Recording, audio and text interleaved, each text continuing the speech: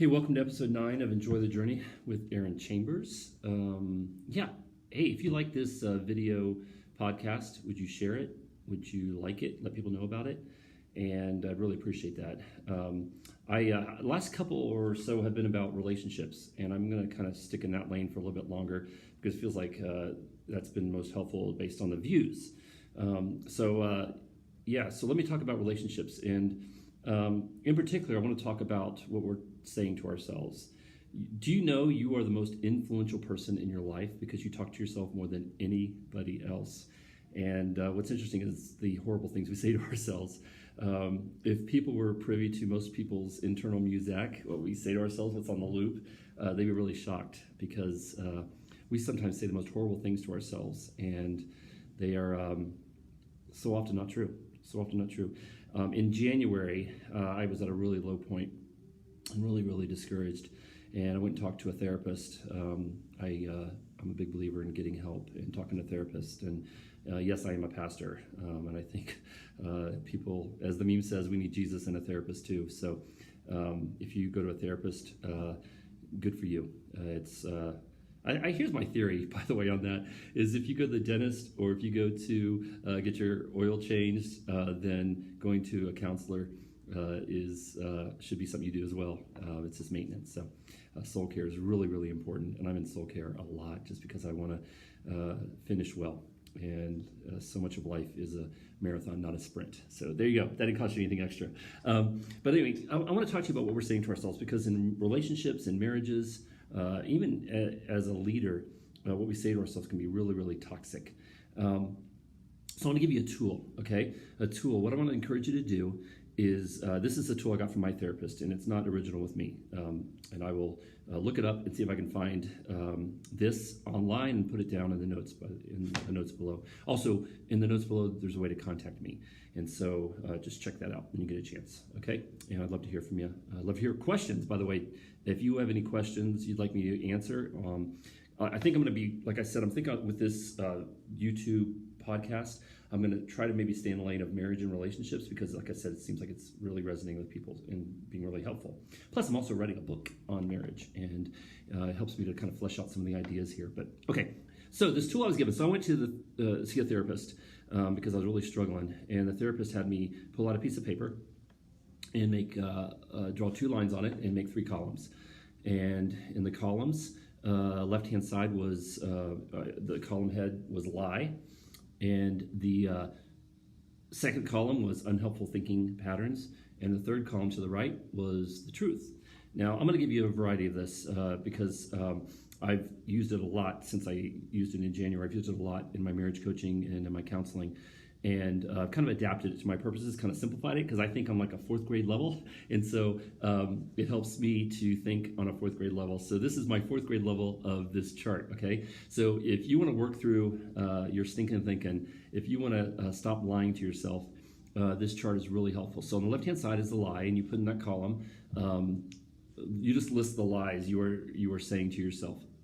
Okay, in the middle column, I'm going to call it faulty filters, okay? Faulty filters. And I like alliteration, so all my faulty filters have L's in them, okay? So the first faulty filter I want you to look at is leaping, okay? Sometimes when we are lying to ourselves, we're leaping. We are making an illogical leap. Something like, I'll never succeed. I will always fail.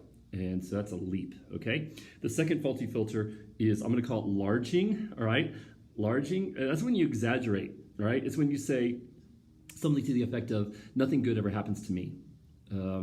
It's the biggest deal ever. This is the worst thing that has ever happened to me, and nothing good ever happens to me. It's where you take something and you make it larger than it actually is. I'm going to call that larging. And in the same line, another faulty filter is limiting. Limiting is where you say, oh, well, it just doesn't matter. You minimize it, and you make it like it's insignificant when it's really significant. So sometimes we lie to ourselves and we're minimalizing. We are limiting. We're saying it doesn't matter when actually it does, and it's something we need to deal with, but we need to be more truthful.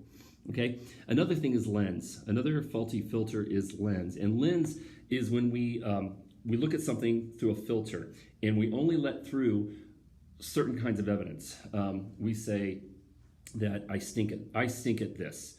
All right, and we're looking at it through a lens that creates a filter where only what we want to see comes through, and we filter out things that are true and things that may be really helpful to our faulty thinking. We say things like, I'll never be good at this. I can't ever accomplish this. And you forget the times you did accomplish it, and you forget the evidence that you did accomplish it. So lens is another faulty filter. Looking glass. Looking glass is where we look in a mirror, and it's a filter we use where we say something to the effect of, this is all my fault. It's where we take ownership of something when it's not necessarily our fault, and we blame ourselves too much. So sometimes that's a faulty filter we use as we lie to ourselves.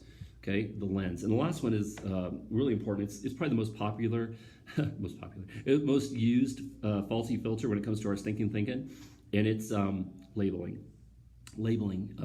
And this is what I was doing to myself in January. I sat down with a therapist, and the therapist had me pull out a pad of paper and make 3 columns: lie, unhelpful thinking pattern, which I'm calling faulty filters, and then a truth.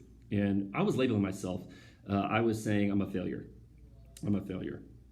And I started crying when I realized that's what I was saying to myself. I was literally saying to myself again and again, I'm a failure. It was just on a loop, again and again and again, saying, I'm a failure. And that's labeling. Here's a principle I want to give you. It is impossible to love someone you've labeled, even if that someone is yourself. So stop labeling yourself, okay? Now let me show you what this looks like in real life, because I actually have it, okay? So here are 3 columns, all right? And I have horrible penmanship, but I just wanted to be really practical and show you what I'm talking about. So for example, the lie column, I wrote down, I'm a failure, and this is exactly what I was saying to myself in January. I'm not saying that anymore, but that's what I was saying to myself in January. In the faulty filter is labeling, okay? And then, so when you write the truth column to the far right, when you write a truth, you're writing a truth to counteract the lie. And the truth has to be real. I want to encourage you to make the truth real, make it specific, and it needs to be objective as possible. It can't be like, well, I'm not a failure. I'm the best person in the whole world. And that's not true either, all right? So let me give you an example of a specific truth that I wrote down. So the lie was, I'm a failure. The faulty filter I was using was labeling.